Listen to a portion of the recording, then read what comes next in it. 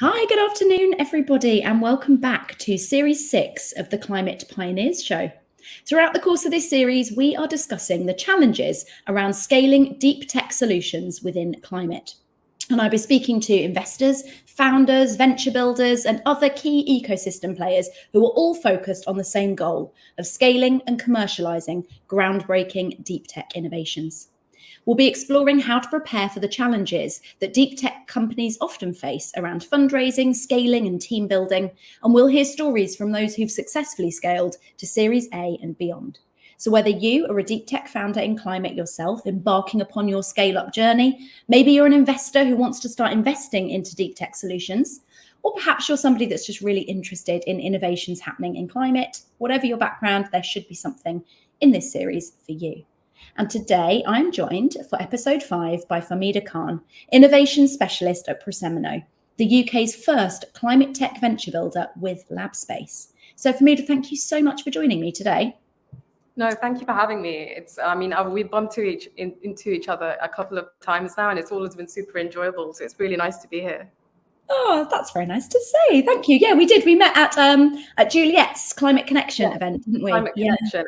And I'll be honest, I've been coming across individuals trying to go into this space. So I've always referred them back to Above and Beyond and etc. and saying, just putting the climate community out there and how friendly everybody is. So yeah. Oh, isn't it? I've really noticed that in the last 3 years. It's just such a nice collaborative space, and everybody's so keen to promote what each other are doing, and it's lovely. It's really lovely. 100% agree. So tell us about your journey. The careers recruiter in me is always just super interested in how people got to where they got to. So you were a physics graduate originally. Talk us through kind of what took you from the world of academia to the world of venture building. Yeah, sure. I think it's a long, I don't know if convoluted is the right word, because I think everything tied in together. So I think originally I was always interested in academia or research as far as I could remember. So naturally progressing from my degree to the PhD side was very natural. I think I knew it was coming. It was more of a case of trying to figure out what areas I was interested in. So even going scoping back to even the degree level. So I actually did chemical physics, which was a combination of looking at physical chemistry and then the physics that supplemented that along with the mathematics.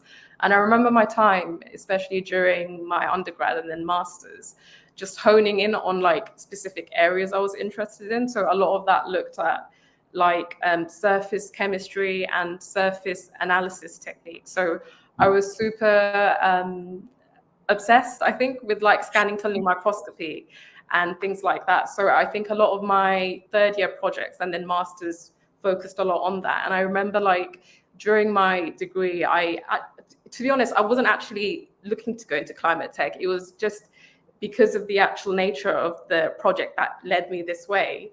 But I remember the initial PhD I was probably looking at was more focused on the personalized medicine side by imaging DNA strands using an electrochemical version of this microscopy technique. But then obviously in that sense, I got exposed to a lot of machine learning before it was machine learning. So the deep learning side, but then looking at predominantly healthcare, and this will tie into, I guess, the climate tech, because obviously both the healthcare side and climate tech are quite big spaces that people go into in terms of developing these techs. So the other, what the PhD I ended up in was via graduate days. I came across a super inspirational supervisor who then went on to become my supervisor, Professor Stuart Clark, who expressed all these techniques you could use and a lot of different disciplines you could dwell into. And it happened to be my project, my PhD research was pretty much looking at the material side. So my PhD was looking at surface chemistry, but more so for coatings on offshore structures in marine environments. And because it was an industry collaboration, that was also another different layer I hadn't considered, especially when I was going through my degree and doing these research placements. So that was my first step into having a look into the commercial world. The funders I specifically worked with were Shell Technology, so obviously a very relevant giant in this day and age also.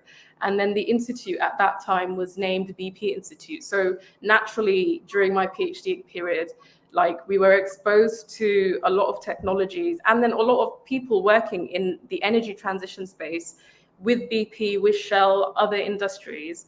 So we were quite engaged throughout the PhD and our PhD projects, because I remember even in our group, there were several members working in these industry projects. So from the get-go, the application for PhDs was very much directed into the commercial world.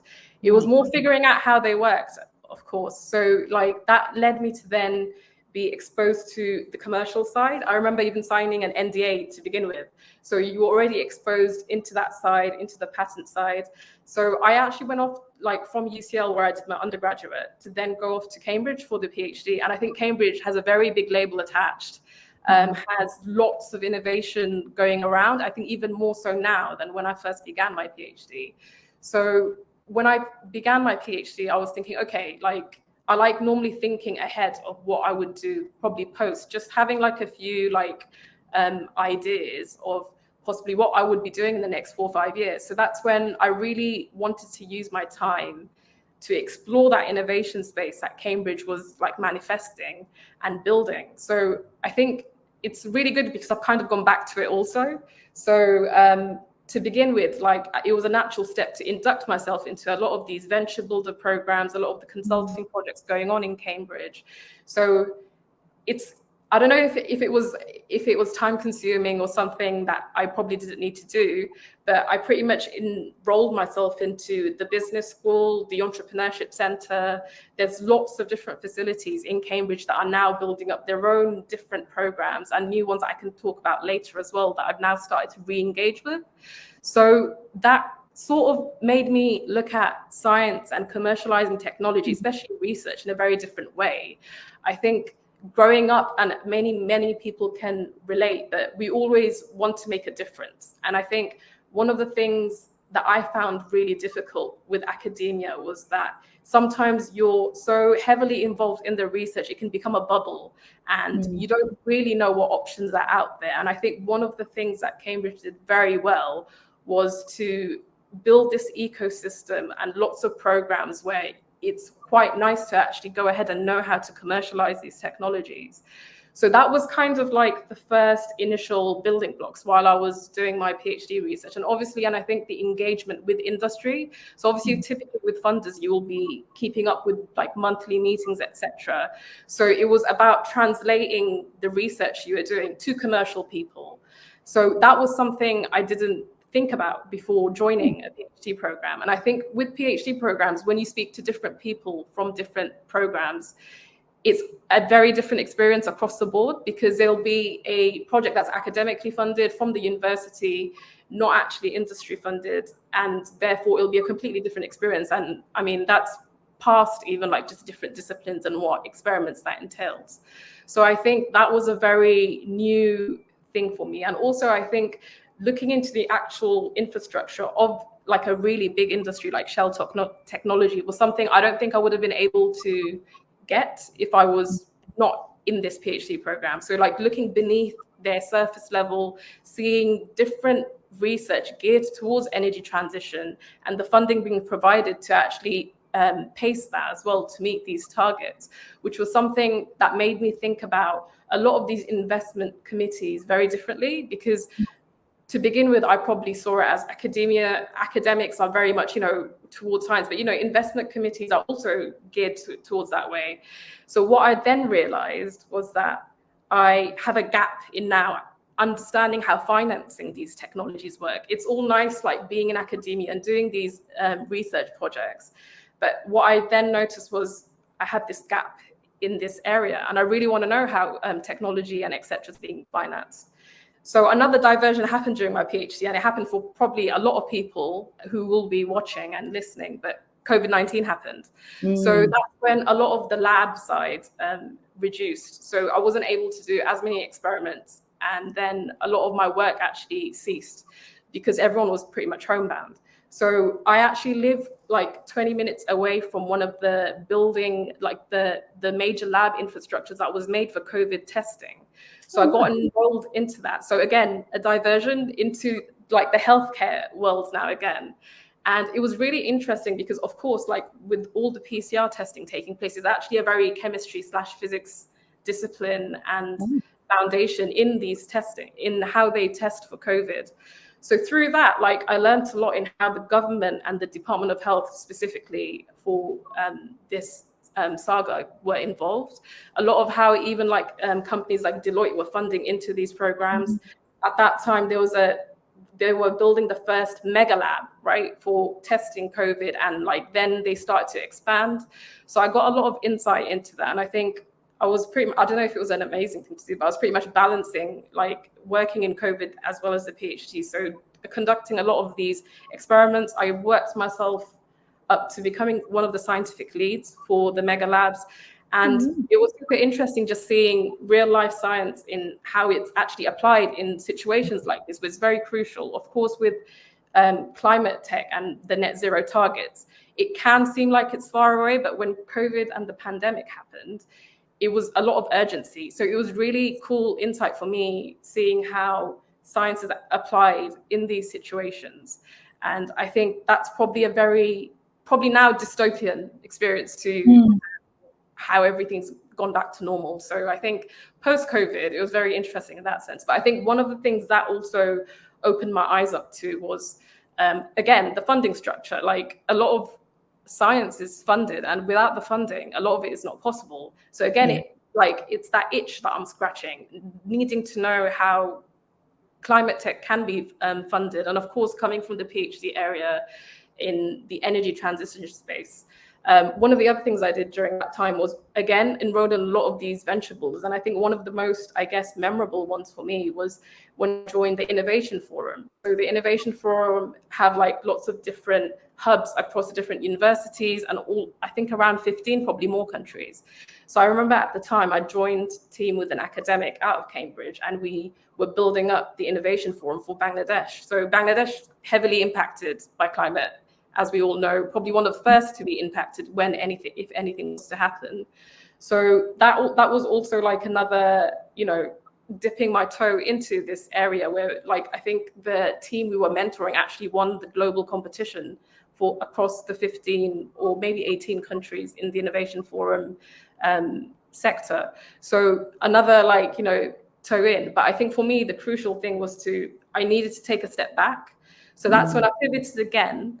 And I think also around that time, that was when I was drawing towards the end of, the experimental phase of my PhD. So because I really wanted just like a debrief of how financing worked, how funding works, I really wanted to understand how a lot of these investment banks work. Never really had any, formal training apart from courses I inducted myself into during my PhD.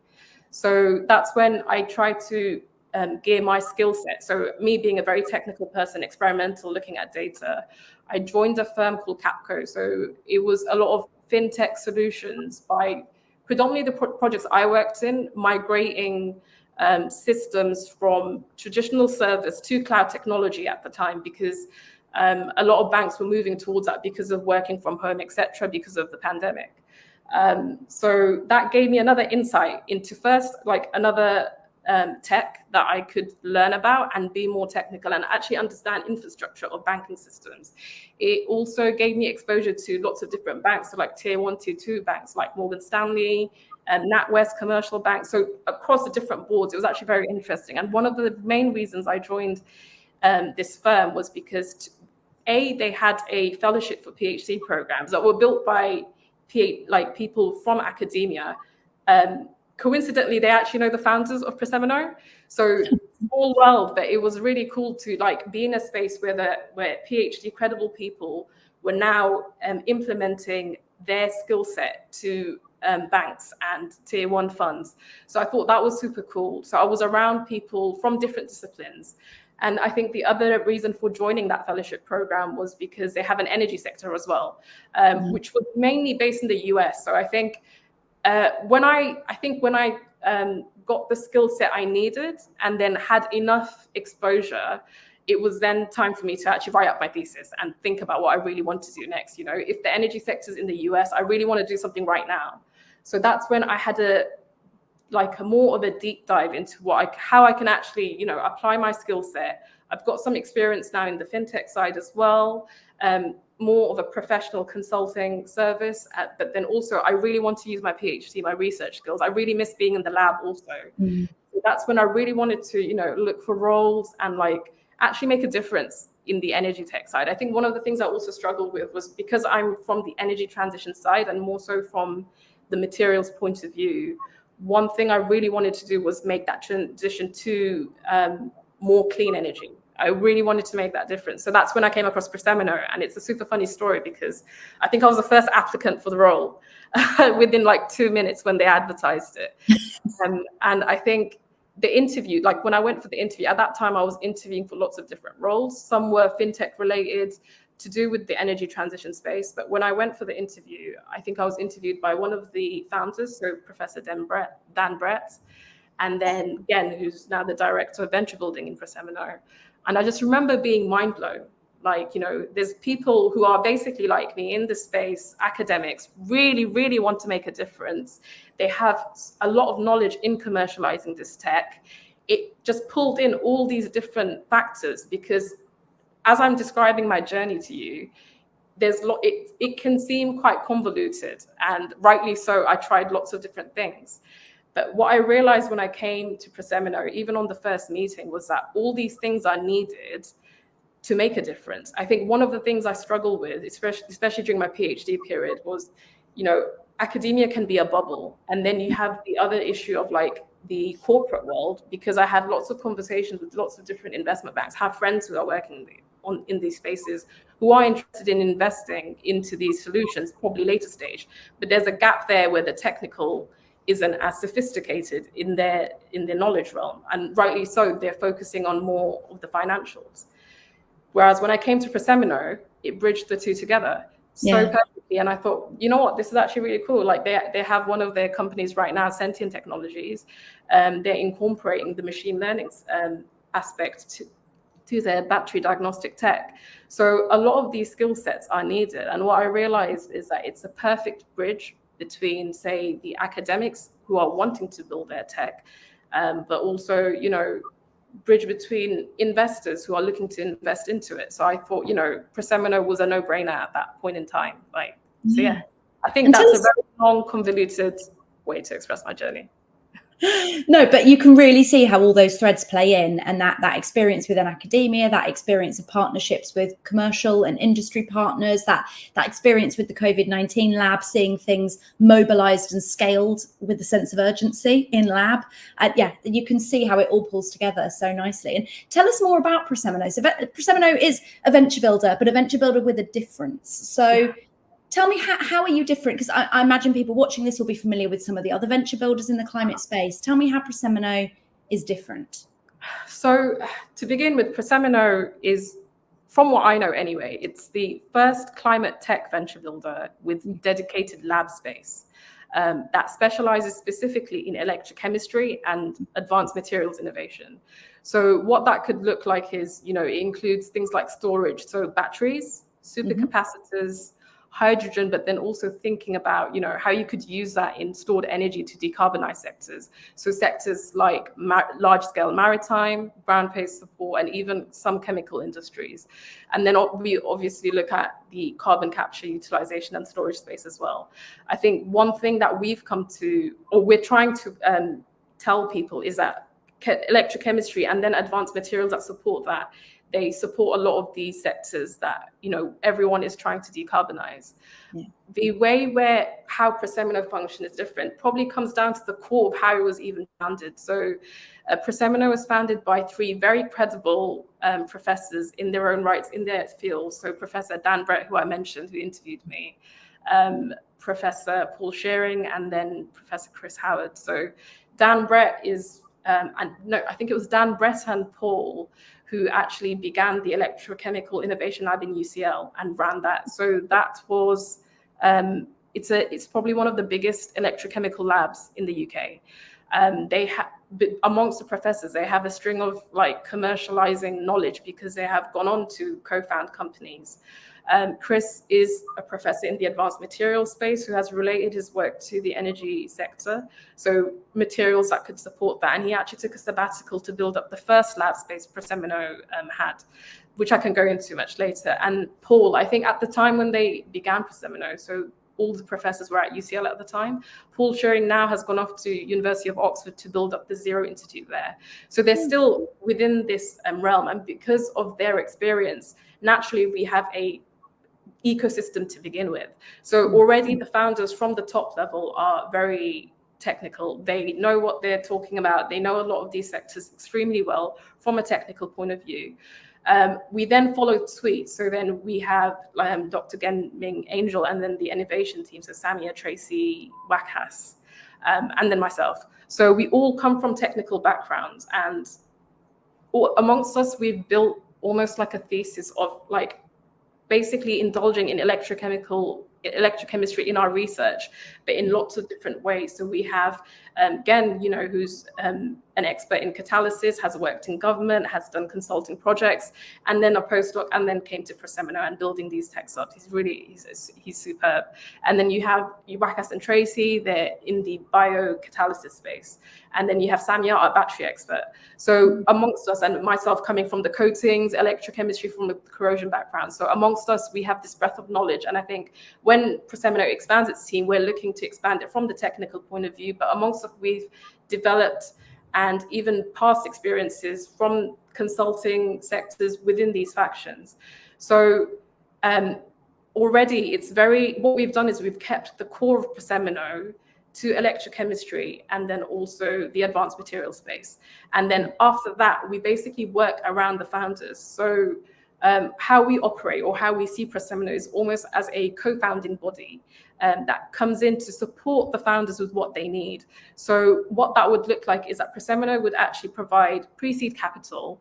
We have the lab space designed. We have a lot of equipment facilitating, progression for the electrochemistry and also for the advanced materials innovations that a typical startup would like to do and conduct.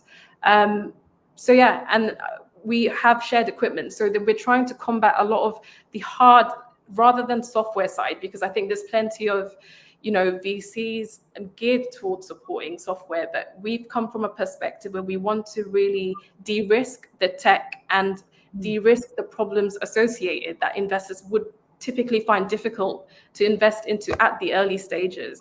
And especially with, I guess, electrochemistry and then advanced materials, there's lots of things that are required to de-risk that. So for example, a lot of the characterization techniques that are needed to provide evidence. And that's where we would come in with our technical expertise, but also the facilities that we have. Yeah. So I think I explained that. Yeah. And so it's not cohort based, right? And not programmatic. It's very much taking each startup on a case-by-case basis, taking them in as you find them, and then running them through the program there. Yeah. Okay, perfect. And talk us through investment. Oh, sorry, go on. No, so the reason why it's not cohort-based, I was just going to say, is because I think cohort-based programs are amazing. I remember when I was initially looking into this space, and Deep Science Ventures was so cool at that time for me, because what they did, and I still go on about it every time I meet with someone from DSV or if anyone's interested in it, but what they've done that's super cool is have this doctorate program that's specifically designed to actually commercialize the tech at the end of the PhD. So not only are you, engaging yourself with the scientific and the technical research, but also actually making a direct difference in a very commercial way. And I haven't come across a program like that. But that works for that model. I think for us, because we're all honed in and have kept electrochemistry and the advanced materials surrounding it very central to our thesis, which is why we are able to operate and not be programmatic and actually facilitate and work around the co-founders. So we provide extra support, etc., which we can go on to next. But that's how we see ourselves. Yeah. And what extra support do you offer? So around those, you mentioned you almost operate like a co-founding team to the founders. So what support do you give around those commercial aspects of running a business, the marketing, the finance, the legal, the IP? What do you support there? So we can start from, I guess, the the more technical side. So I guess the innovation team, how we see it is we'll have a startup coming in. We want to de-risk these techs, because I think that's how we see how to progress the techs more efficiently. So the innovation team will support alongside the technicals. We are actually very hands-on. We like to be in the lab with the founders if needed. We support with the marketing. We support with the market research, the actual commercialization, the strategy, the business plans that are needed.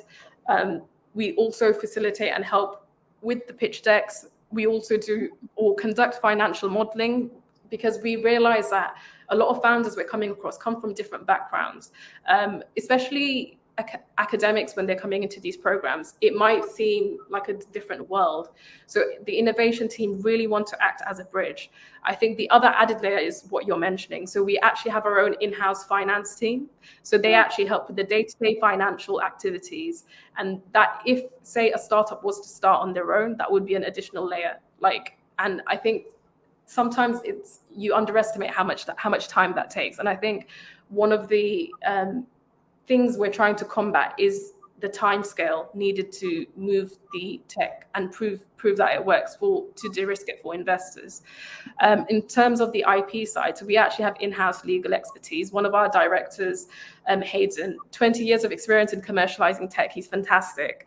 And we also have strong relationship with IT attorneys who are specifically specialized in electrochemical tech. So what that means is that when we have a startup come in, for example, I think the initial session that an IP lawyer would hold with the startups would be free, and it would be a whole day workshop introducing the startup to all types of IP, trade secrets, etc., that they may have not even come across or had known, and helping really giving them an insight in how to shape their strategy, how to shape their IP, how to even conduct, that could even change or gear a founder's mind into how to even structure their experiments or structure their technical development and tech roadmap to meet their milestones. Okay. So we do have a lot of these in place. I think one thing I probably should mention, and I forgot to mention, sorry, is that we were actually invested into by a VC called Energy Revolution Ventures. So they are a seed and Series A fund. So we actually work in partnership. I sometimes don't know if I want to describe them as a mother-daughter relationship or a sister-sister relationship, but we actually work quite closely together. So not only are we, providing immediate and hands-on support with the startups, but we're also, because of our engagement with a seed and Series A fund, we are able to have insight that we can provide to startups for what that further journey looks like beyond just the pre-seed stage. Yeah, amazing. And tell us more about that pre-seed stage. So as I understand it, you invest at the point of engagement with a startup, right? Which is quite different to the other venture builders that I'm aware of, where usually they will go through a program and then pitch at the end for some investment. Yeah. Talk me through why you invest upfront rather than at the end of the program. What kind of size checks are you writing? And talk us through that piece. So there's multiple layers to that. I think one of the main reasons why is, Prosemino, we function as a venture builder, but we wear two different hats, or maybe more than that, but I'll talk about the two hats. So 30% of the time we actually have an investor hat, and the other 70% is engaging with the startups and building them up and pushing them through to the seed stage. So when we are looking to bring the startups in, we actually have a very, a quite involved due diligence process into the startups itself at the beginning. So rather than, get them through the cohort and the program and then have an investment scheme at the end of it, it's more, we actually, at even the initial point of contact with founders, we are having conversations, looking through data rooms, organizing workshops, just to understand what the tech is, what the founders are like, if they have the time commitments, etc. And I think that's why we are able to, provide the investment, because once we, have the synergies and we really want the startups to come and we want them to grow with us, it's a no-brainer. We will provide the capital. I think the other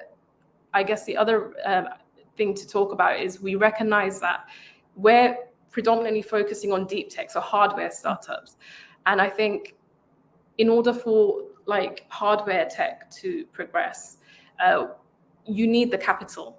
I think we can talk about like the valleys of death, a very famous term in this world that I've come to realize over the last year. And there's 3 different ones. We focus on the first, which is between like the early research and then the startup phase. And I think with hardware tech, it's that case of, the equipment, the lab space needed. A startup on their own, you can look at lab spaces to rent. And I mean, if you're looking at London, super expensive, unless you want to go outside. And then there's that case of, if you are looking for lab space outside of London, then engaging with investors, because they're more based in London, they like doing their due diligence process. It expands the time span. And I think in order to make that time span shorter and prove that tech quicker, Prosemino have come in as, a facility that has lab space, has this shared equipment, so that startups can come right in and just begin straight away. We want to overcome these financial barriers, which is why we have our own lab space, and we made sure we want it to be in London. We want it to be around these investors. So investors, we want investors to come in to have a look. So I think that's one of our main reasons. So for example, I think we don't just provide capital, we operate in lots of different ways. As I mentioned before, we have different models, and that could be different financial models and even funding and different kinds of investments going into these startups. So there could be the traditional investment of us providing the upfront capital pre-seed investment. We also look at co-investment schemes. We also look at maybe providing a 6-month runway before we actually possibly leads into a pre-seed investment, depending on really what the founder needs and whether our synergies are aligned. So, and classic example is that we have Redoxion. So Dr. Jerry Barker is leading that. So it's focusing on LFP cathode materials in the lithium space. And their part, and with Redoxion have partnered with an MIT spin-out called 24M. So we work with different types of funding strategies for these companies. It's not just a traditional, Prosemino investment. Also, we try to understand what the founder and what their tech would need and what they would benefit from. So I think, I don't know if that answers the question, but I think it does. And so you don't. Yeah, I see why you do it up front. So it's almost a bit like a VC process in that you'll due diligence them incredibly deeply and then give them the money. And the benefit of giving them the money up front is so that they have the capital with which to build when they're with you. And then obviously with this partnership with Energy Revolution, you can then do the seed and Series A follow-on. That's amazing. And do you support with non-dilutive forms of funding as well? Do you help with sort of grant writing applications if there are grants that they could be eligible for? So naturally, because like I was mentioning, founder backgrounds and then also the team. So grant funding we find very credible. I think even in the academic space, grant funding is such a good way, especially for early and very, very early stage startup tech, to prove that, they've got basically validation from government. So when they are going out to pitch to, investors, having grant funding is very good. Like non-diluted funding, even more better, right, for investors, depending on what they want from startups. So we completely support that. We have, our founders are incredible. They've won an exceptional amount of grants amongst them. Therefore, a lot of capital that came with it. So we have a lot of this experience in-house. The innovation team are also engaging, so we are keeping in touch with which grants would be suitable for different startups, etc. Because obviously, I guess the founders, not all are academics, not all are repeat entrepreneurs, etc. So I think grant application is something we definitely support with. I'm actually currently working with one of the startups at the moment. So I think, especially with we've got a new government change now also, so we'll see what that even looks like, maybe more funding, etc. It looks very positive right now, but it's something that we always encourage. It's such a great way for startups to showcase their tech, for sure. Absolutely. And on that lab space piece, you talked there about the fact that, you're very unique in having this lab space. It's a crucial thing to be able to offer to the startups. And the fact that it's in London is crucial because, as you said, making it much easier for them to kind of liaise with and meet with investors, but also beyond that, from a recruitment perspective and being able to attract talent to be in London, that's makes that process a lot easier. But tell us about the space, because you moved to a new space recently, right? About 3-4 weeks ago, I think you had a launch party. Ooh. About the space, what you offer, how many startups can you accommodate in it? Yeah, tell us about space. So I think we're looking to accommodate 4 startups, possibly 5. It just really depends on how much bench space a startup needs. So this isn't our first lab space, we should caveat. We actually have our first lab space, and it was more, credit to Chris, because he took a sabbatical from his academic role to actually build up the first set of labs. So the first set of labs were actually in Hackney Wick. I had the privilege to work there. I really liked Hackney Wick. I never had the kinds of exposure to Hackney Wick as much as I did when I was there. But that was mainly a dry lab space. So the second lab space is in Canada Water. It's 2.5K square feet. So within that lab space, we now have a wet lab, and then we also have dry lab. So in the wet lab, we'll have like furnaces, we have equipment for that would be relevant for coating. We have glove box. We also have lots of extraction and plumbing, etc. So if there is a startup coming in where they need different kinds of equipment, we are able to tailor to that. In our dry lab space, we have battery cyclers, two different kinds, so from biologic, new air, etc., whichever preference works. We also have lots of material characterization equipment also. So these would be shared between startups.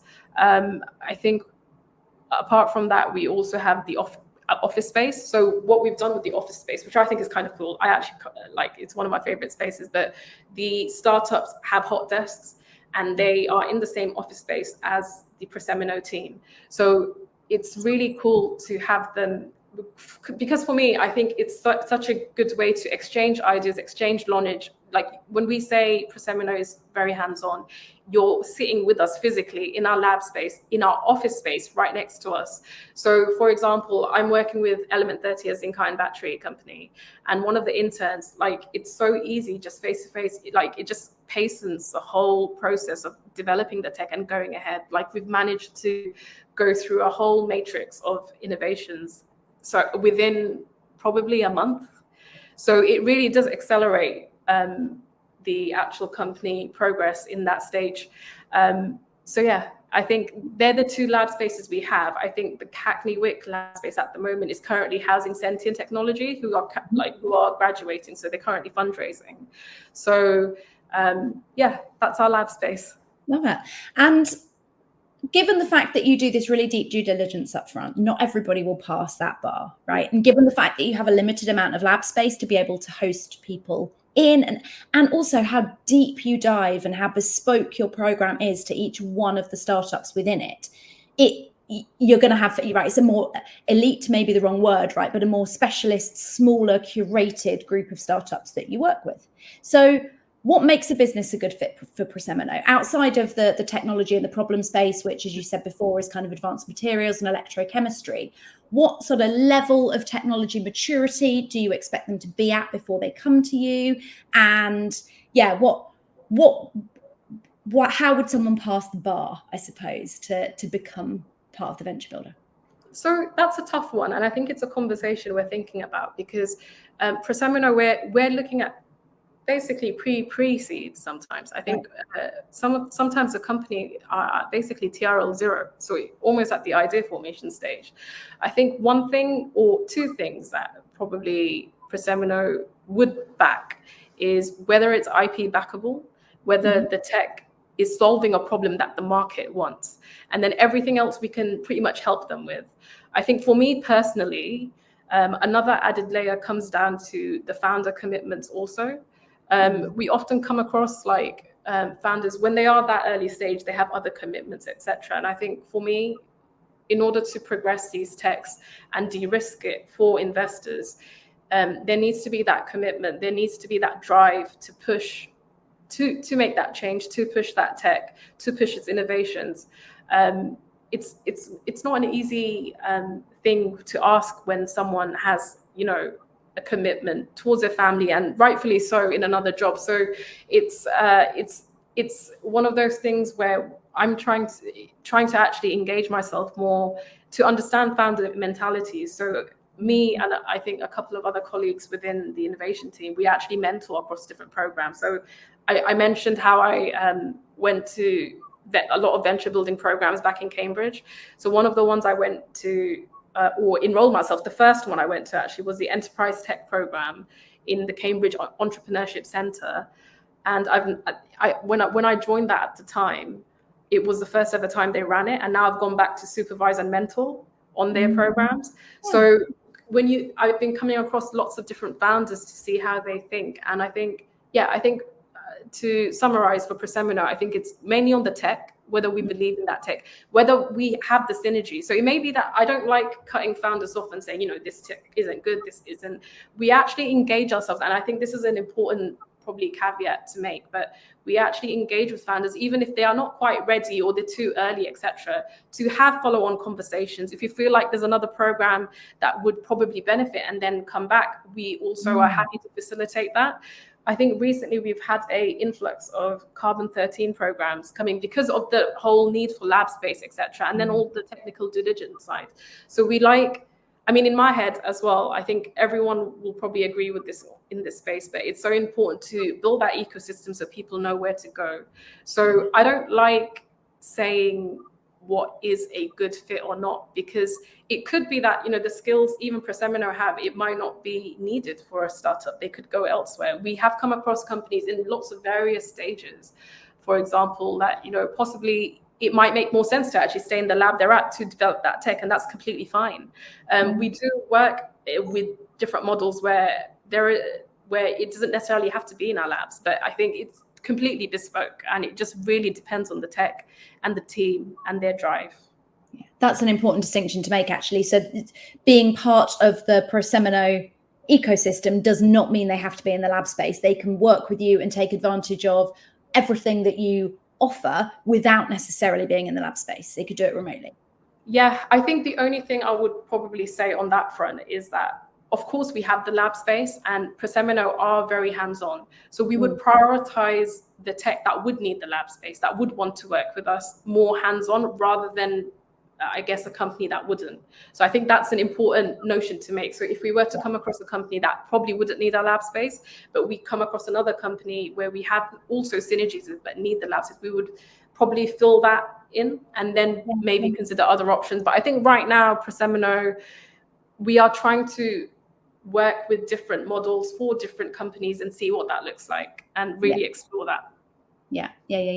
And do you see any common themes amongst the companies that are in your portfolio? Are there certain themes or trends, either amongst the founders? You mentioned founder commitment there potentially as being one, or amongst the ideas, the values, the ways of working that tend to be a good synergy with Prosemino?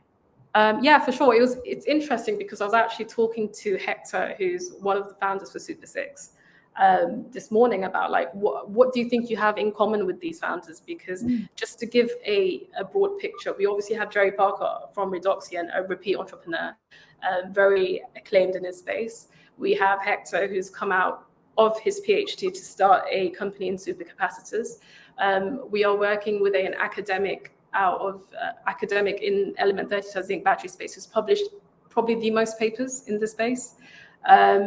So I think the themes across the actual tech itself varies, but I think one thing that I am noticing that these founders really want to make a difference, and they're really committed to being in the lab, developing that tech.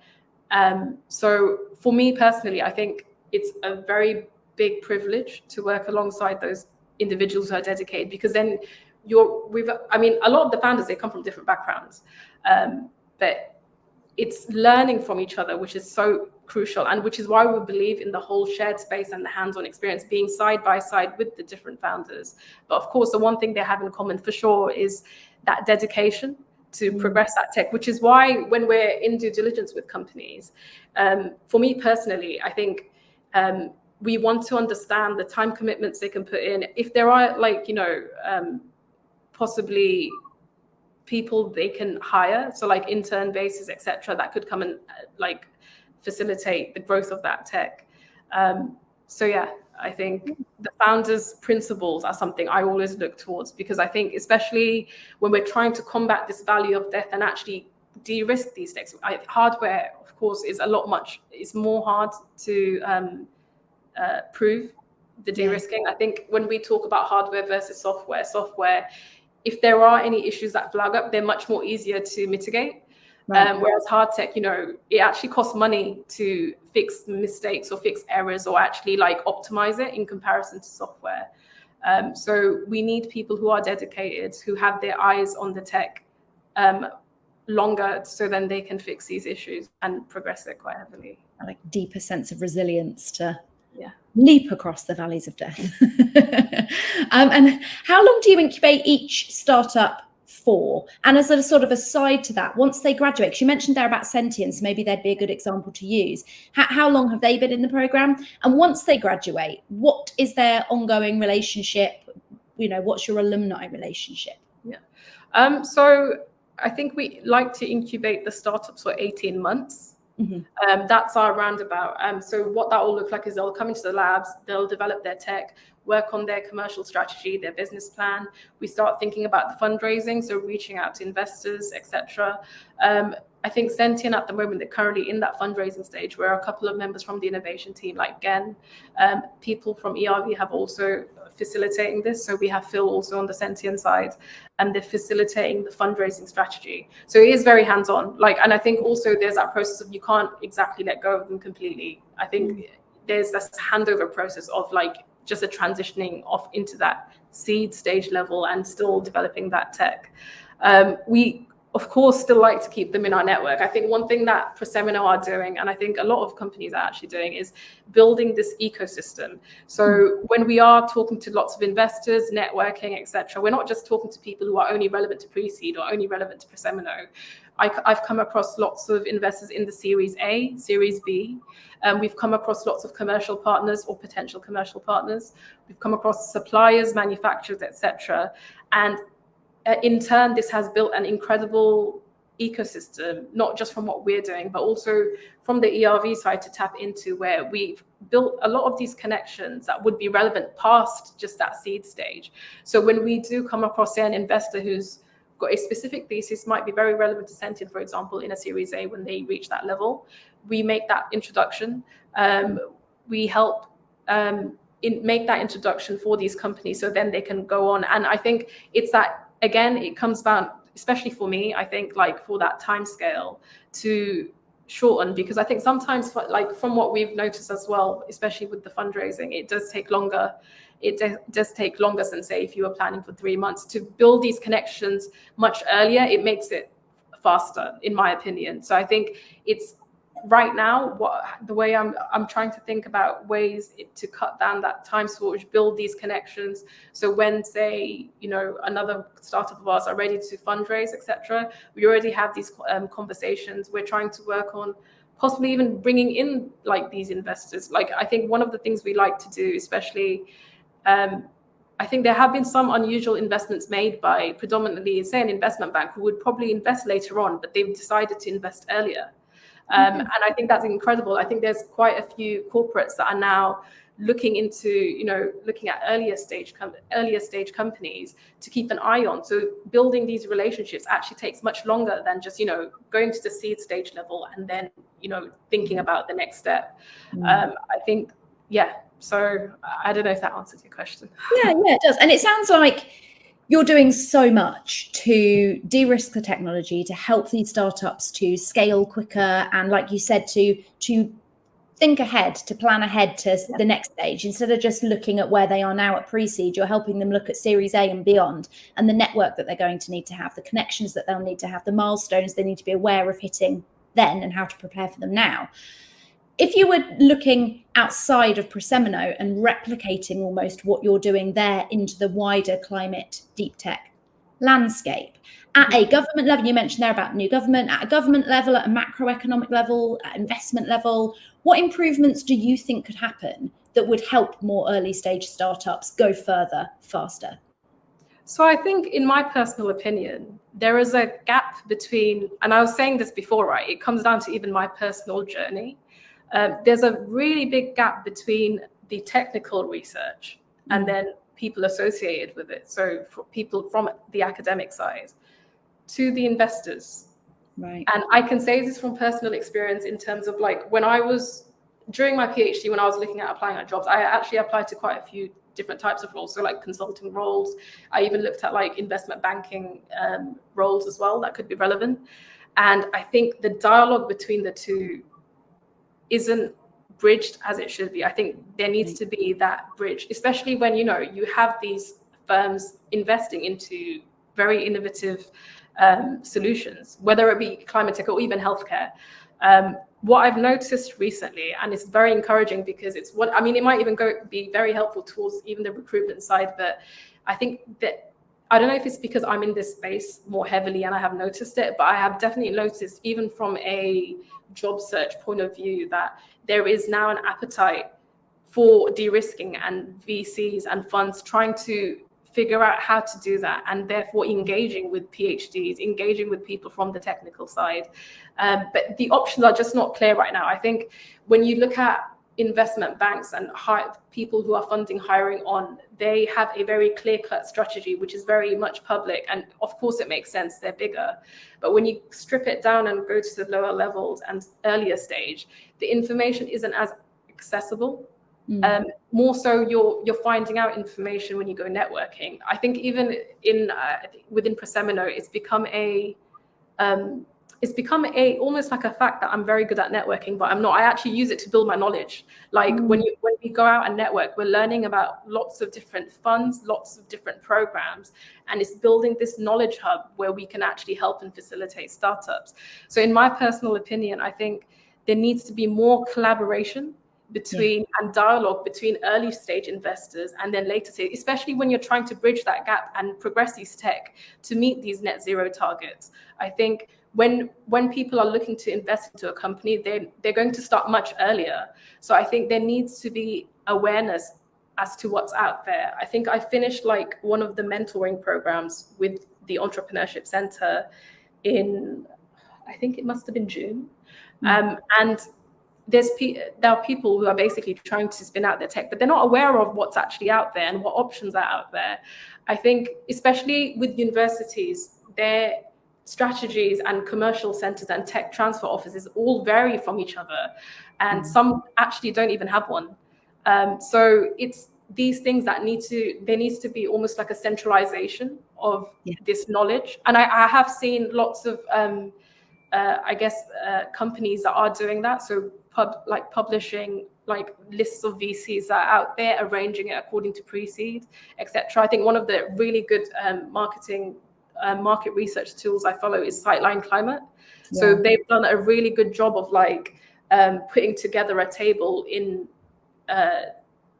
sectioning like different VCs according to pre-seed, seed, etc.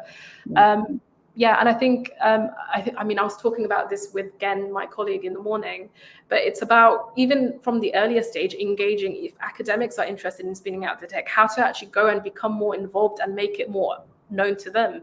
And like, there are academics who have done incredible research for maybe 20, 30 years, and it's just sitting there. And how do we take that out? And do they know that there are other routes of where, you know, we can actually progress and fast track this tech to actually start making a difference much earlier? Absolutely. And would it help if there was more, not necessarily secondments, but having more academics working in investment and more investors working in academia to help to bridge that gap, to help to communicate and build those kind of networks and routes?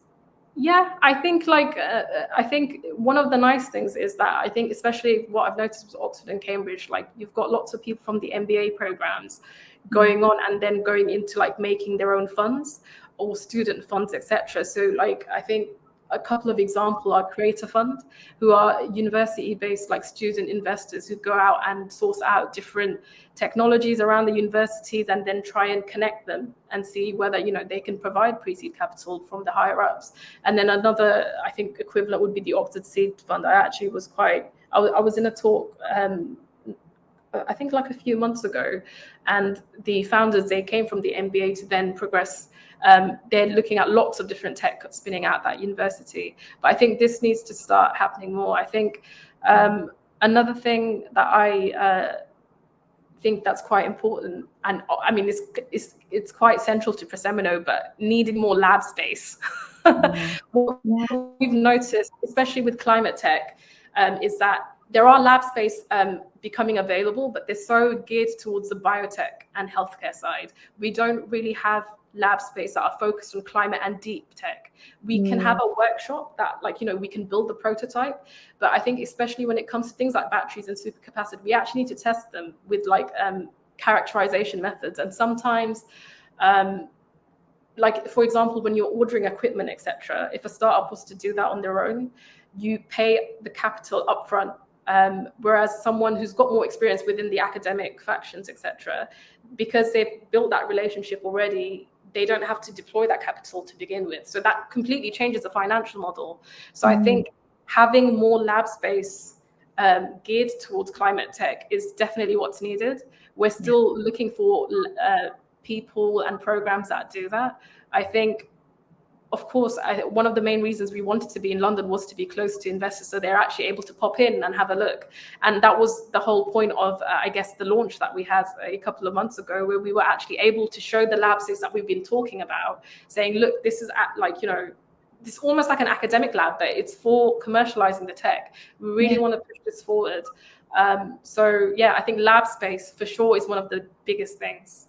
Yeah, because I don't know, and maybe it's just my naivety, but I don't know of any other similar spaces in London. I mean, when I was in New York last year, I got to go to the new lab space in Brooklyn, and that's we don't have an equivalent of that I know of. Is there one that's an equivalent of that in London? I mean, we're trying to find someone or people that are equivalent. I think America, because their space is amazing. I think they're very VC central. So there may be American equivalents, but we haven't come across an electrochemistry and advanced materials science per se yet. No. So unless there is one, please let us know. We love, we like to work with people. So it would be amazing if there were more.